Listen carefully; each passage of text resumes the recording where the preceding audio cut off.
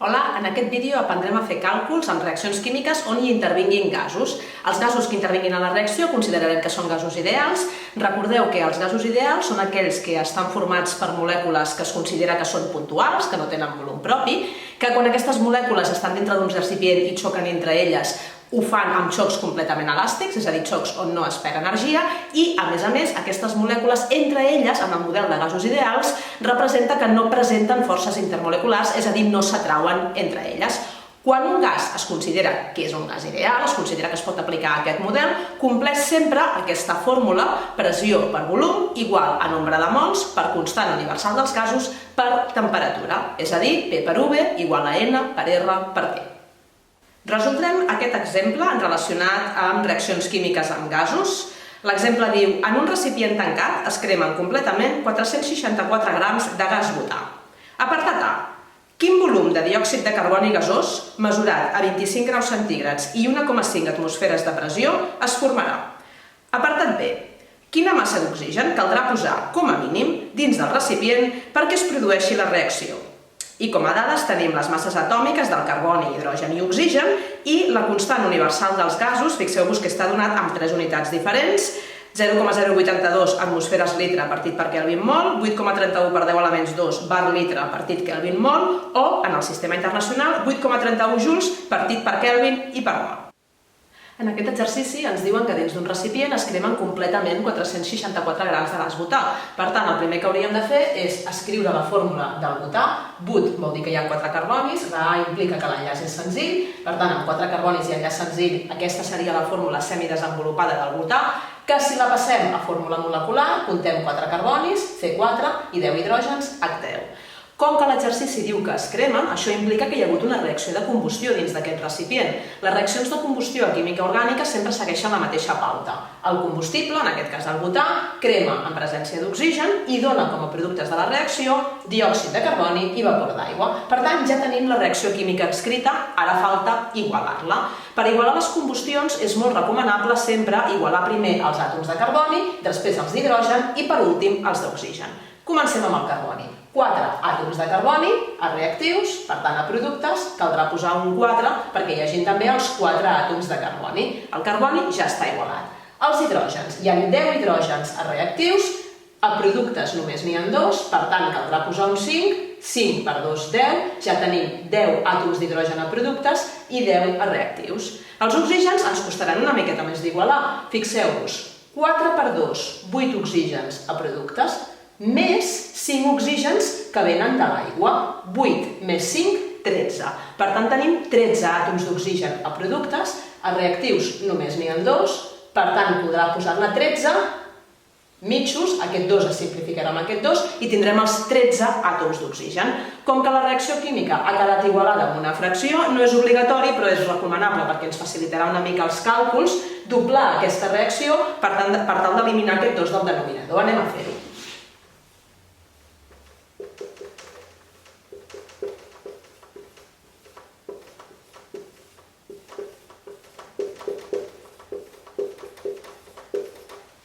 Ja tenim la reacció química igualada, ara sense fraccions, sense denominadors. Anem a escriure les dades de l'exercici. L'exercici ens deia que es cremaven completament 464 grams de gas butà.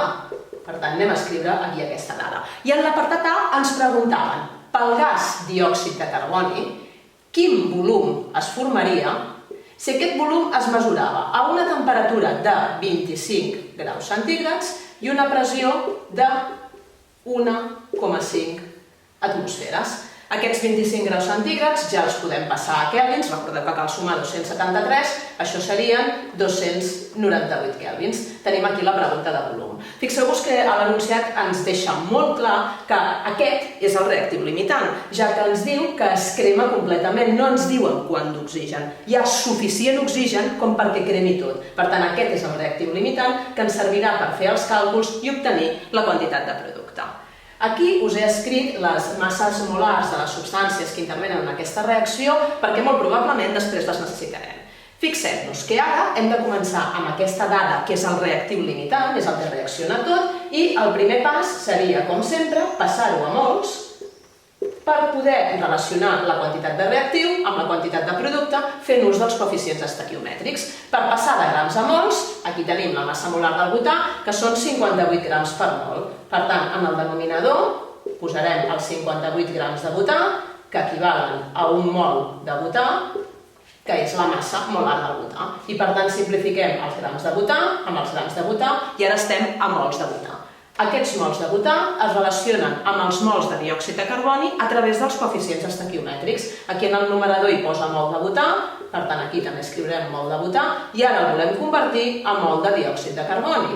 La relació numèrica entre aquestes dues substàncies és que per cada 2 mols de butà que reaccionen es formen 8 mols de diòxid de carboni i mol de butà se'n va a mol de butà. Si nosaltres fem aquest càlcul, aquestes multiplicacions i divisions, això ens donarà 32 mols de diòxid de carboni que s'han obtingut mitjançant aquesta reacció. Per tant, la pregunta de quant diòxid de carboni es forma, de moment ja sabem que s'han format 32 mols de diòxid de carboni. Però clar, això no contesta exactament la pregunta, perquè la pregunta de l'enunciat era el volum d'aquest gas. El diòxid de carboni que està en forma de gas se n'han format 32 mols mesurats a 298 kelvins i 1,5 atmosferes de pressió. Per poder calcular el volum de diòxid de carboni, que serà la resposta de l'apartat A, haurem d'aplicar l'equació dels gasos ideals. Aquesta equació, recordeu que és pressió per volum igual a nombre de mols de gas per constant universal dels gasos per temperatura. En aquest cas, el que volem aïllar d'aquesta fórmula és el volum. Per tant, aïllem el volum de l'expressió i ens adonem que aquí tenim escrites totes les dades que necessitem. El nombre de mols de gas serien 32, de diòxid de carboni que s'ha format. La constant universal de gasos, doncs fixeu-vos, de les 3 constants que ens dona l'enunciat, hem de posar en aquesta fórmula la que sigui adient per les unitats que tenim. Com que la pressió està en atmosferes, hem d'utilitzar la constant 0,082, que és la que està en atmosferes per litre, partit per Kelvin i mol. La temperatura són 298 kelvins, aquesta temperatura que tenim aquí, i la pressió és 1,5 atmosferes. Si nosaltres fem aquest càlcul amb la calculadora, obtindrem el volum de diòxid de carboni, que en aquest cas és 521,30.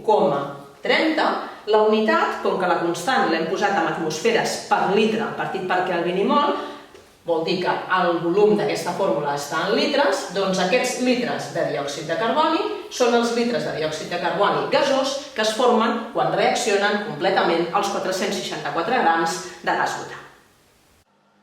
En l'apartat B d'aquest problema ens preguntaven quants grams d'oxigen caldria posar com a mínim dins del recipient perquè es produís aquesta reacció. El que hem de fer ara és relacionar aquests grams de butà a través dels coeficients estequiomètrics amb els mols d'oxigen per acabar trobant els grams d'oxigen necessaris. Anem a fer-ho. Tenim els 464 grams de gas butà. Per poder-los relacionar amb els coeficients els hem de passar a mols, com sempre, ho farem amb la massa molar. 58 grams de butà equival a un mol de butà, això és la massa molar del butà, es simplifiquen els grams de butà amb els grams de butà. Ara que ja ho tenim en mols, ja podem utilitzar aquests coeficients per fer la relació i dir que per cada 2 mols de butà, és aquest 2 d'aquí, es necessiten 13 mols d'oxigen. I d'aquesta manera sabrem quants mols d'oxigen calen per reaccionar amb aquesta massa de butà. Com que el que ens demanen són els grams, a través de la massa molar que prèviament he calculat, passarem de mols d'oxigen a grams d'oxigen, com sempre, fent ús de la massa molar. Els mols d'oxigen es simplificaran amb els mols d'oxigen i d'aquesta manera obtindrem el resultat de 1.664 grams d'oxigen que es necessiten com a mínim perquè es produeixi aquesta reacció.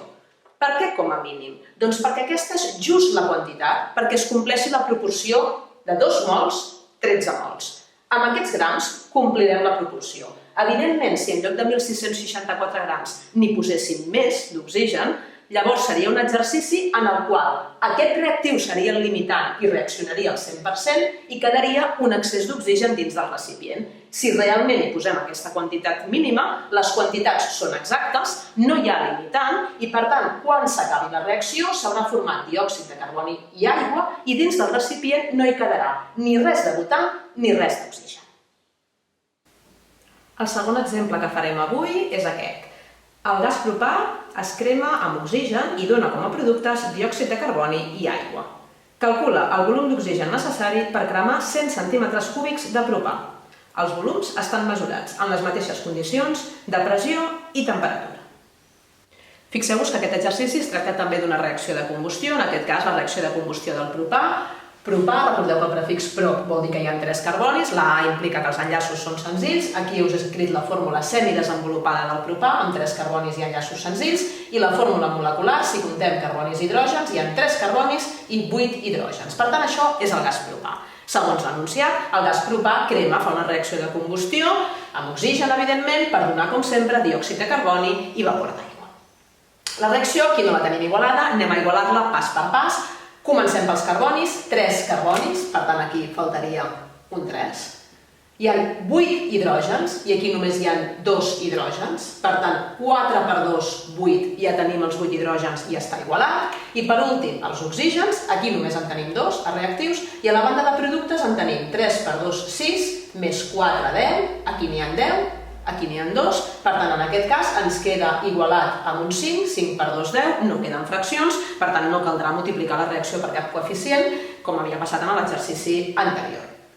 Segons l'enunciat d'aquest exercici, el que cremen són 100 centímetres cúbics, per tant, ens està donant el volum d'un gas, 100 centímetres cúbics de gas propà, se suposa que cremen del 100%, que hi ha suficient oxigen perquè es produeixi la reacció, i la pregunta és quin volum obtenim de diòxid de carboni. Fixeu-vos que en aquest cas no ens dona cap dada ni de temperatura ni de pressió, però sí que ens especifica que tots els gasos que participen en aquesta reacció estan mesurats en les mateixes condicions de pressió i temperatura. Quan es doni aquesta situació, el problema passa a ser molt senzill, ja que en aquests casos els propis coeficients estequiomètrics de la reacció, que sempre els hem llegit com proporcions en mols, és a dir, un mol de propà reacciona amb 5 mols d'oxigen per donar 3 mols de diòxid de carboni i 4 mols d'aigua, quan es dona aquesta situació especial en què totes les substàncies que participen són gasos i totes estan mesurades en les mateixes condicions de pressió i temperatura, els coeficients estequiomètrics també indiquen la proporció en volum. Per tant, aquesta reacció també es podria llegir com que 1 centímetre cúbic de propà reacciona amb 5 centímetres cúbics d'oxigen per donar 3 centímetres cúbics de diòxid de carboni i 4 centímetres cúbics d'aigua. Atenció, perquè això només passarà si està molt clar que tots són gasos i que tots aquests gasos estan mesurats en les mateixes condicions de pressió i temperatura. Comencem amb els 100 centímetres cúbics de gas propà.